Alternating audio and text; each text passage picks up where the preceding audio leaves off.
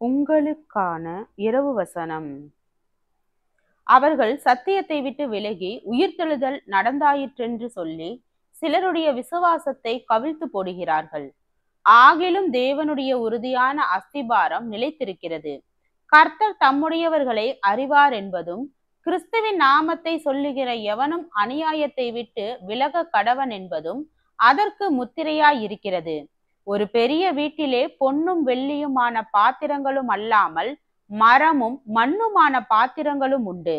அவைகளில் சில கனத்திற்கும் சில கனவீனத்திற்குமானவைகள்.